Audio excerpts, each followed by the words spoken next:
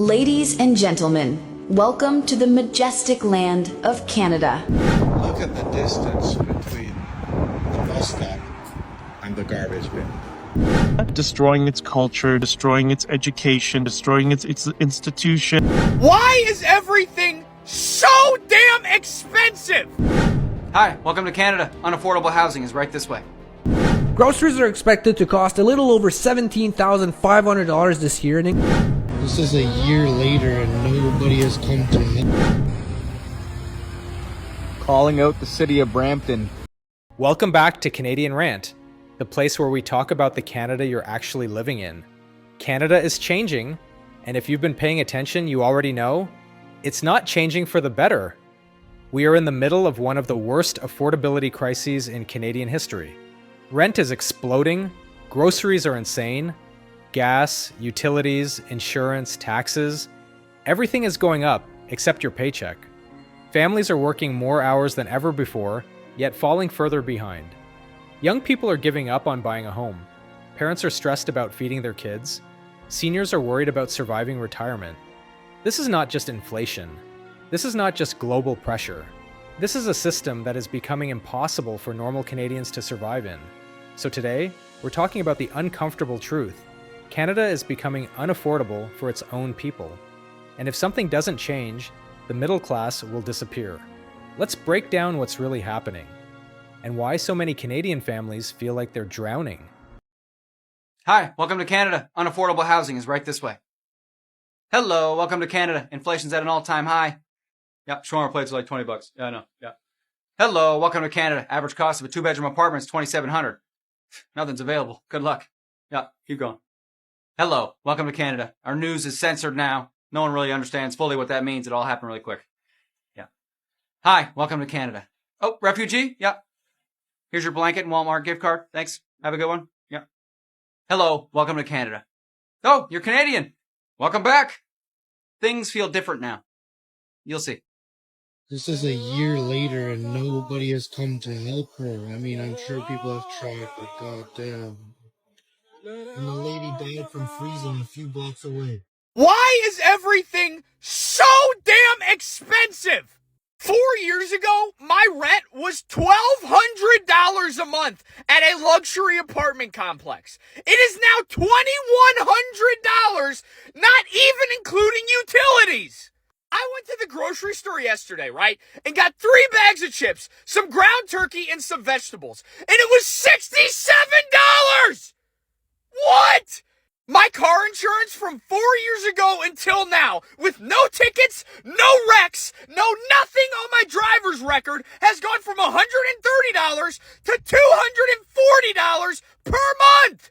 3 years ago, my electric bill was averaging $45. Now it's averaging $125. You go and get a tank of gas once a week, and you're dropping $70.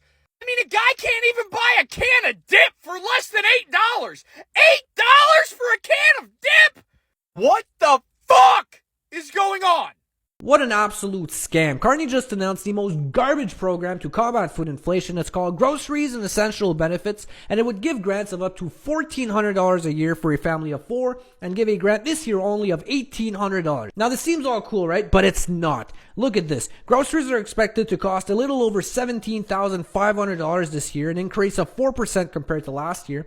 Meaning in 2027, if we take that 4% increase, it would now be $18,300. Minus the $1,400 grant, you're at $16,800. And if you're still following, last year there were 2 million people every single month lining up at food banks, and prices were cheaper than what they will be next year with the discount applied. How crazy is that? Calling out the city of Brampton. We're here at the beloved Ching Park. Look how disgusting this water is. We got a shoe. We got toothbrushes. All kinds of shit. And if you look even closer, there's bottles just floating everywhere. Seriously, city of Brampton. People, residents, everybody. Not from the politicians, but to the people in Brampton. Figure it out. And Listen, I would love to be in Medellin right now. The Toronto Pearson Airport, I posted this article, apparently is amongst all the many things that Canada is as amazing at, destroying its culture, destroying its education, destroying its institutions, destroying its identity, destroying the morale of people, destroying the financial well-being of its citizens. 23,000 Canadians died last year waiting for medical care, and the left still wants to brag about our free healthcare. 23,000 people died. Not because the disease was unbeatable, not because the treatment didn't exist, but because the waitlist was too long. And we still have people online saying, at least we're not like America. We have free healthcare. Free? Nothing about this is free. We pay half our income in taxes. And after all that, you can't even see a doctor. You can't even get a scan. You can't even get a surgery. People wait months for an MRI, years for surgeries, and some of them literally die in line. That is not healthcare. That is a rationing system. This is what happens when you mix in government and monopoly with zero accountability. If 23 people died in a private system, there would be riots in the streets. But because it's public healthcare, everyone just shrugs and says, well, that is the system. No, that's a failure. A real healthcare system saves lives. And until we allow private options, that number is unfortunately only going to get higher. Yo guys, I'm at Malton right now. Right? And I'm not gonna lie with you, bro. Malton is worse than Brampton. That's in my opinion, bro. Like, I'm here at a bus stop right now. It's so dirty, bro. I'm gonna show you guys a video right now, bro. This is what it looks like inside a bus stop.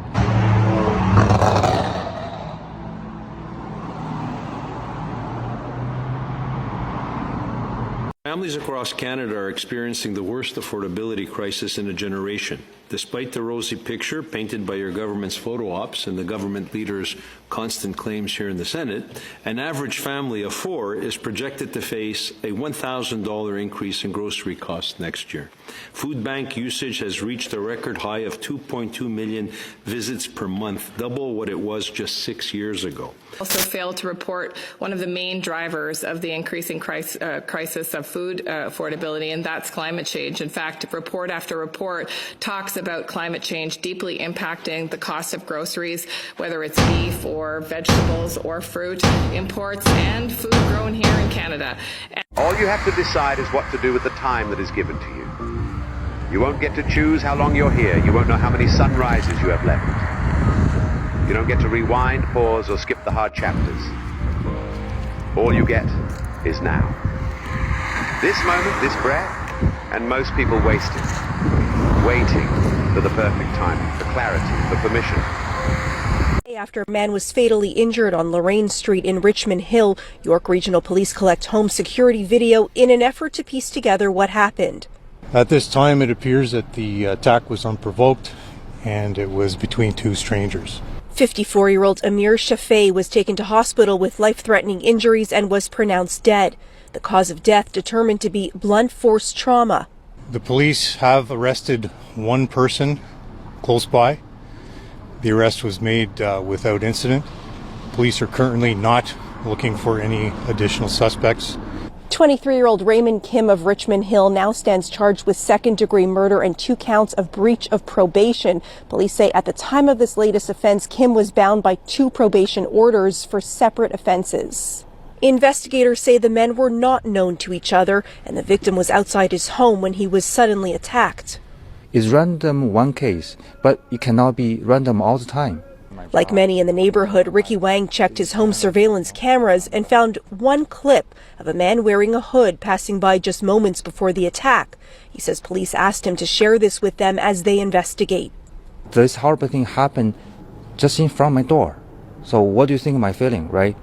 Others in the area say they now question their own sense of safety. I always sit here and read my book. Now I feel unsafe. The RCMP has revealed that Canada now harbors over 4,000 organized crime groups, up 400% from 2011. Why has organized crime in Canada quadrupled over the past decade, and why isn't this a national scandal? Organized crime in Canada has exploded because the government's allowed it to happen. Right. That's just super obvious. When it's gone up 400% since 2011, that is all about government intervention. We suffer from weak enforcement, soft on crime policies, and rampant corruption. And it's honestly just turned Canada into a playground for criminals. These progressive policies, like safe supply drug programs, lax immigration screening, and reduced sentences, have done nothing but empower these gangs and cartels. They made it easy. What I don't understand is, how did they think this was going to turn out? There is no scenario where you give people that do bad things flexibility to do more bad things and they don't just take advantage of it. The stupidity involved in making these decisions is astounding, which makes me think that it's intentional. There is no clear line that can be drawn between government, business, and crime. Case study from Canada. Okay, you've got Randy Boissonnault, right, who was a cabinet minister of the Liberal Party. His business partner, Stephen Anderson, who owned and operated Global Health Imports, and Randy Boissonnault had ties to Global Health Imports. He had ownership stakes in them. And then you've got Francesca LeBlond, who shared an address with Stephen Anderson and Randy Boissonnault's business. So, okay, those are your three branches. You've got government, business, Corporate, and organized drug. crime, yeah. Conveniently, too, right? The business is an import business, Global Health Imports. So you're running a distribution from foreign countries. Of course, okay, if you're drug trafficking, you've got your drug trafficker. All right, toss them into our shipments. Yes. Even if you look at the CIA, before they were the CIA during World War II, they had to work with the mobsters, right? Because they had to be able to get control of the port, which was all controlled by the mob. So they had this organization that was a government branch that basically brokered deals with them so that they could have control or at least be able to utilize the ports effectively during the war. It was interesting when I took that in because it was a bit of a wake-up call. Like, that's all that they are. You can say that they move in the interest of America or the people, but they don't always. It gives you an idea of the same kind of thing that's happening here, happening in Europe, happening all over the world. That's what these organizations do. Look at the distance between the bus stop and the garbage bin. This is the bus stop. That's the garbage bin, right next to it. And look what these people do. They left everything on the ground in the bus stop. Come on, Canada, we can do better than this. This is incredible. It takes like 5 steps. Let me see. 1, 2, 3, 4, 5, 6, 7, 8 steps to get to the garbage bin. 8 steps. And they did this. They left it right here in the bus stop. This is nasty. Look at this. Somebody left their garbage right here. The garbage bin is not far from here. This is where they left it. They choose to leave it. We need to do better. We can do better. Come on. That's not good. There's a lot of trash on the road in Canada. I remember it used to be much better. It used to be clean and nice, but I don't know. Are we letting too much immigrants in? I mean, I'm an immigrant, but I tell you, I came from a country who cares about the cleanliness of the place and their homes. So I don't know about other immigrants. I can't speak for them. I only can speak for myself. So maybe we should stop letting so many in. Canada is beautiful. It's one of the best countries in the world, and it is broken.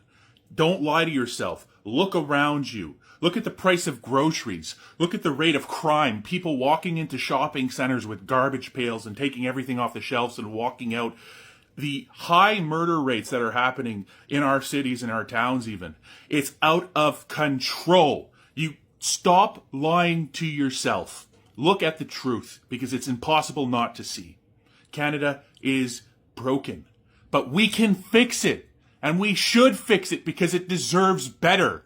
It deserves better, and we can do that. We can give it better, but we have to put in the work. What's it going to take? Well, we have to start going in the right direction. We have to elect Pierre Poilievre and the Conservative Party of Canada because they're the only ones with a clear vision to fix our country, and they admit that it's broken because it is. Every young person in this country knows that. Everybody looking to buy a house knows that. Everybody looking at their paycheck after they work hard knows that. Everybody who tells the truth with themselves knows that. And who got us here? Mark Carney, Justin Trudeau, and the same gang of members of parliament and cabinet ministers who have been there the whole 10 years that Canada has slumped and went down the drain. The only people who are happy right now are the people with inflated home prices and old money. But everybody else who is struggling because our country cannot give us what we need, and that is the truth, that we know that this country can do so much better and needs to do so much better. Do the work. Get out and vote. Bring every single person you know to vote. Get them there. Drive them. Do what you need to do, because together we can win this election. And we need to win this election. And we can do it. We can do it together, but we got to do the work. So get out and vote. Advance polls are open now. And then vote on election day. Bring this home. Let's fix our country because it deserves it. We deserve better Canada deserves better. Bring it home. Ladies and gentlemen, welcome to the majestic land of Canada. Stretching from the Atlantic Ocean to the Pacific and all the way up to the Arctic Circle, Canada is the world's second largest country, a land of vast wilderness and welcoming hearts. Home to over 40 million people, Canada embraces a rich blend of cultures, traditions, and languages, where English and French stand side by side in unity. The capital city, Ottawa, reflects the country's history and dignity, while Toronto, Vancouver, and Montreal shine as vibrant centers of innovation, art, and global connection. Canada's landscapes are nothing short of spectacular, from the thundering Niagara Falls to the endless peaks of the Rocky Mountains and the northern lights dancing across the skies of Yukon. Its people are known for kindness, resilience, and diversity, a reflection of a nation built on peace, respect, and opportunity. From the maple leaf to hockey rinks, every symbol tells a story of pride and unity. Canada stands as a bridge between nature and modern life, a place where adventure meets harmony. Strong, free, and breathtakingly beautiful. Canada was once a place where people believed in the future, where you worked hard and life slowly got better, where families could plan, dream, and feel secure. Today, that feeling is fading. Affordability isn't just a headline, it's anxiety, stress, and sleepless nights. It's parents skipping meals so kids can eat. It's young people delaying families because they can't afford a home. It's seniors watching savings disappear. This isn't what a wealthy country is supposed to look like. A nation is not strong when its people are exhausted, broke, and hopeless. And right now, too many Canadians feel exactly that. But here's the thing. Countries don't collapse overnight. They slowly become unlivable for regular people while leaders argue, promise, and repeat the same cycle. The question is, will Canadians accept this as the new normal? Or will they demand a system that works for families again? If you're struggling, you're not alone. If you feel Canada is changing for the worse, millions of people feel the same. Comment below and tell me, are you better off or worse off than 5 years ago? Share this video so more Canadians see what's really happening, and subscribe to Canadian Rant for honest conversations about Canada's future. Because the future of this country depends on whether Canadians stay silent or speak up.